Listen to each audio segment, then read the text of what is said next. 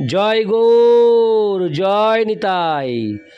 আজ 7ই আষাঢ় 1432 ও 22শে জুন 2025 রবিবার।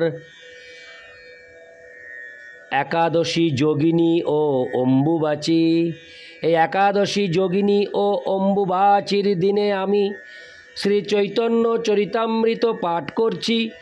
আজ আমি পাঠ করছি শ্রী চৈতন্য চরিতামৃতের মধ্যলীলা প্রথম খণ্ড ও পঞ্চম পরিচ্ছেদ সাক্ষী গোপালের কাহিনীর শ্লোক 137 থেকে 151।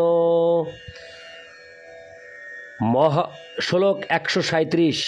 মহা তেজময় দুহে কমল নয়ন, দুহার ভাবাবেশ দুহে চন্দ্রবদন। শ্লোকার্থ: ভক্তেরা দেখলেন যে শ্রী চৈতন্য মহাপ্রভু ও গোপালদেব উভয়েই মহা তেজময়, উভয়েরই নয়ন কমলের মতো, উভয়েই ভাবাবিষ্ট এবং উভয়ের শ্রীমুখী পূর্ণ চন্দ্রের মতো।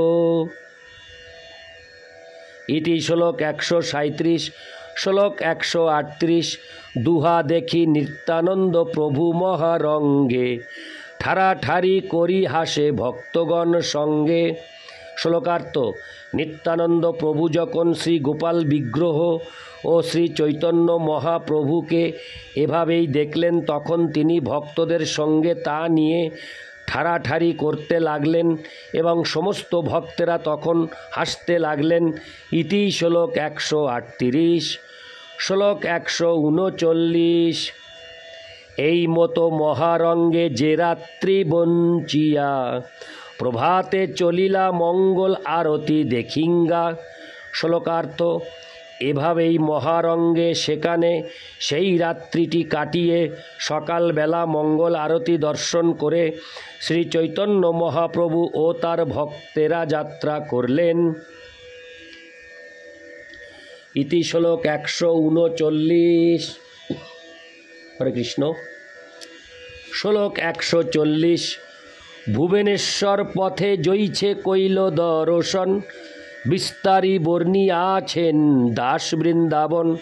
শ্লোকার্থ: ভুবনেশ্বর যাওয়ার পথে শ্রী চৈতন্য মহাপ্রভু যে যে স্থান দর্শন করেছিলেন তা বিস্তারিতভাবে শ্রীল বৃন্দাবন দাস ঠাকুর শ্রী চৈতন্য ভাগবত গ্রন্থে বর্ণনা করেছেন।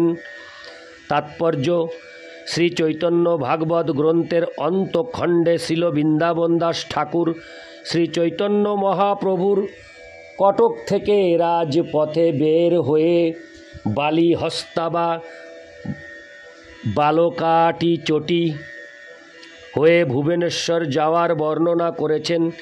তিনি ভুবনেশ্বরে শিব মন্দির দর্শন করেন। বালকাটি চটি থেকে ভুবনেশ্বরের মন্দির 5-6 মাইল দূরে অবস্থিত। স্কন্দ পুরাণে শিবের একাম্র কানন লাভের আখ্যায়িতা বর্ণনা আছে। কাশীরাজ নামে একজন রাজা পূজা করে শিবকে সন্তুষ্ট করে কৃষ্ণের সঙ্গে যুদ্ধে প্রবৃত্ত হন। কাশীরাজের পূজায় সন্তুষ্ট হয়ে শিব কৃষ্ণের বিরুদ্ধে তার যুদ্ধে তাকে সহায়তা করতে সম্মত হন। শিবের আর এক নাম আশুতোষ, অর্থাৎ তিনি অল্পেই সন্তুষ্ট হয়ে ভক্তকে বরদান করেন। তাই শিব পূজার প্রতি মানুষ এত আসক্ত, কিন্তু শিবের সাহায্য পাওয়া সত্ত্বেও সেই যুদ্ধে কাশীরাজ কেবল পরাজিতই হননি, তিনি নিহতও হন। হরে কৃষ্ণ। তিনি নিহতও হন। এভাবেই শিবের পাশুপাত অস্ত্র ব্যর্থ হয় এবং কৃষ্ণ কাশী দগ্ধ করেন। পরে কাশীরাজের পক্ষ অবলম্বন করে তার প্রভুর বিরুদ্ধে যুদ্ধ করার অপরাধ অবগত হয়ে শিব শ্রীকৃষ্ণের নিকট ক্ষমা প্রার্থনা করেন। তখন তিনি আশীর্বাদ স্বরূপ শ্রীকৃষ্ণের কাছ থেকে এই একাম্র কানন নামক একটি স্থান প্রাপ্ত হন। পরবর্তীকালে এখানে কেশরী বংশীয় রাজারা রাজধানী স্থাপন করে কয়েক শতাব্দী উৎকল দেশে রাজত্ব করেন। ইতি শ্লোক 140। শ্লোক 141। কমলপুরে আসি ভার্গী নদী স্নান কইল, নিত্যানন্দ হাতে প্রভু দণ্ড ধরিল। শ্লোকার্থ: শ্রী চৈতন্য মহাপ্রভু কমলপুরে এসে ভার্গী নদীতে স্নান করলেন এবং তখন তিনি নিত্যানন্দ প্রভুর হাতে তার সন্ন্যাস দণ্ডটি অর্পণ করলেন। তাৎপর্য: শ্রী চৈতন্য ভাগবতে অন্তখণ্ড 2 অধ্যায় বর্ণনা করা হয়েছে যে শ্রী চৈতন্য মহাপ্রভু ভুবনেশ্বরে গুপ্ত কাশী নামক শিব মন্দির দর্শন করেন। এখানে শিব সমস্ত তীর্থের জল বিন্দু বিন্দু করে এনে বিন্দু সরোবর নামক সরোবর সৃষ্টি করেছিলেন। শ্রী চৈতন্য মহাপ্রভু এই সরোবরে স্নান করে দেবাদিদেব মহাদেবকে ধন্য করেছিলেন। মানুষ এখনও পুণ্য অর্জনের জন্য এই সরোবরে স্নান করতে যায়।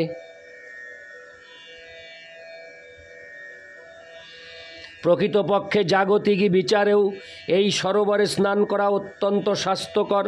এই সরোবরে স্নান এবং এই সরোবরের জল পান করলে যে কোনো পেটের রোগ সেরে যায়। নিয়মিতভাবে এই সরোবরে স্নান করলে অবশ্যই অজীর্ণ রোগ সেরে যায়। শ্রী চৈতন্য মহাপ্রভু এই ভার্গী নদীর জলে স্নান করলেন। এর বর্তমান নাম হয় দণ্ডভাগা নদী। এই নদীটি জগন্নাথপুরীর 6 মাইল উত্তরে অবস্থিত।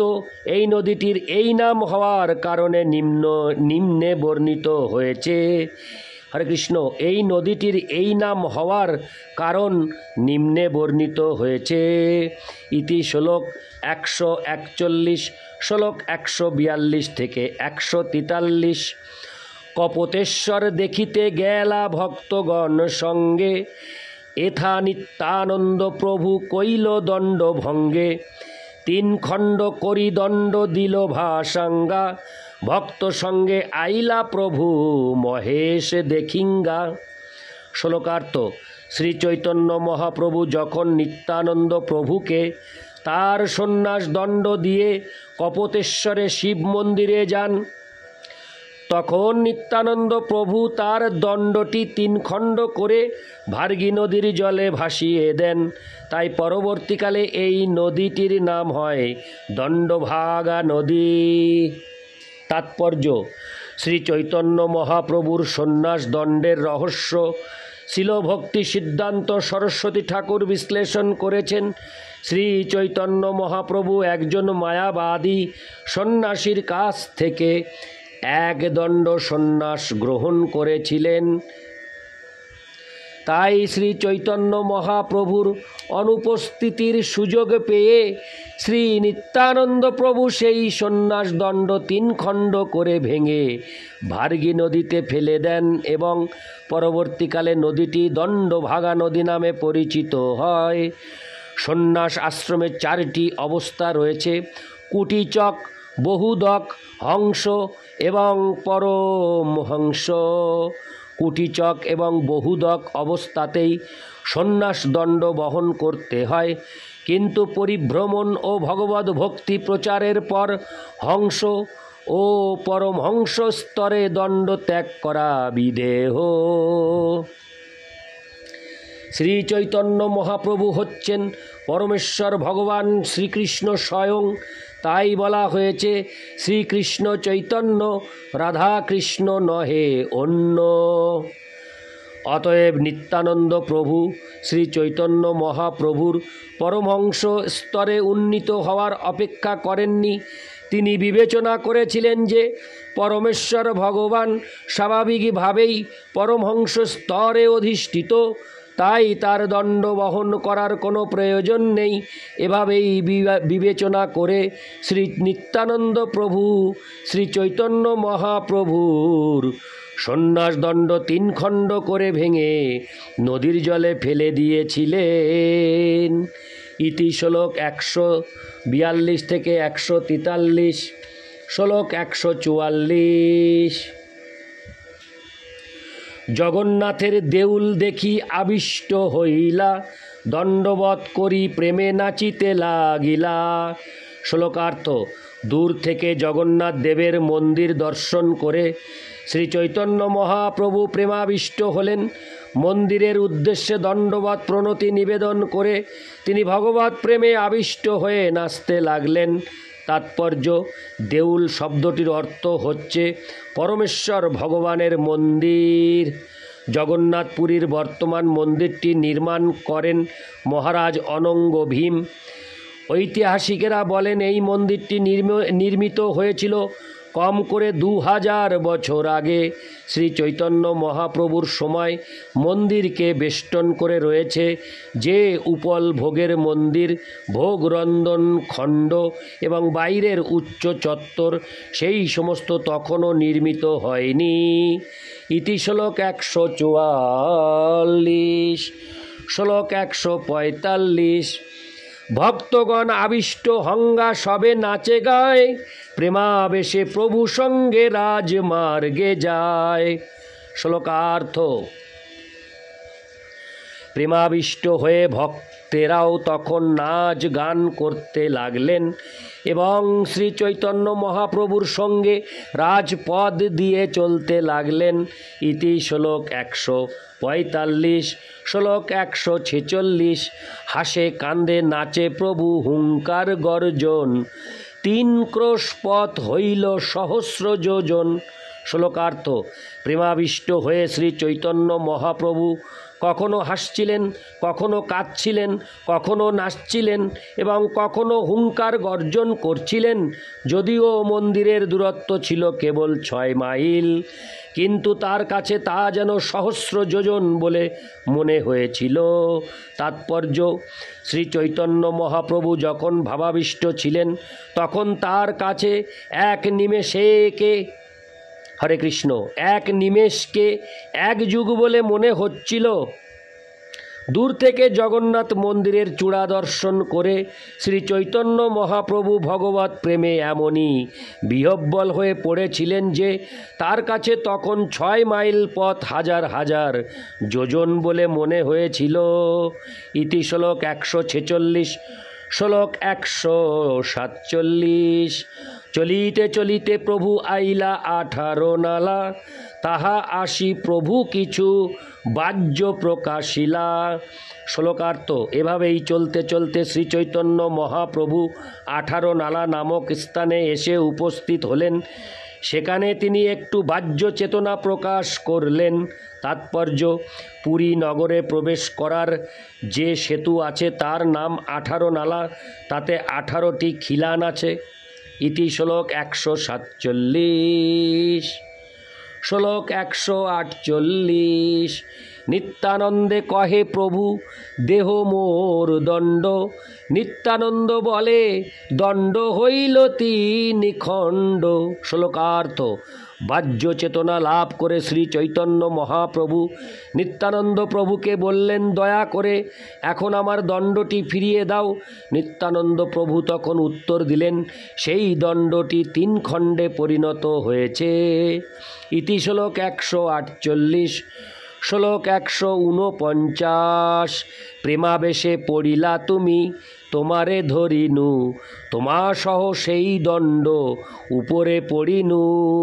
শ্লোকার্থ, নিত্যানন্দ প্রভু তখন বললেন, প্রেমাবেশে তুমি যখন পড়ে যাচ্ছিলে তখন আমি তোমাকে ধরেছিলাম এবং আমরা দুজনেই সেই দণ্ডের উপর পড়েছিলাম। ইতি শ্লোক 149। শ্লোক 150। 2 জনার ভরে দণ্ড খণ্ড খণ্ড হইল, সেই খণ্ড কাহা পড়িল কিছু না জানিল। শ্লোকার্থ, আমাদের 2 জনার ভারে দণ্ড খণ্ড খণ্ড হয়ে গেছে, সেই খণ্ডগুলি যে কোথায় পড়েছে তা আমি কিছুই জানি না। ইতি শ্লোক 150। শ্লোক 151। মোর অপরাধে তোমার দণ্ড হইল খণ্ড, যে উচিত হয় মোর করো তার দণ্ড। শ্লোকার্থ, আমার অপরাধে তোমার দণ্ড খণ্ড খণ্ড হলো, এখন আমাকে সেই অপরাধের জন্য তুমি যে দণ্ড দিতে চাও দিতে পারো। ইতি শ্লোক 151। নারায়ণ হে নারায়ণ ভবভয়হরণম নারায়ণ। জয় গৌর, জয় নিতাই।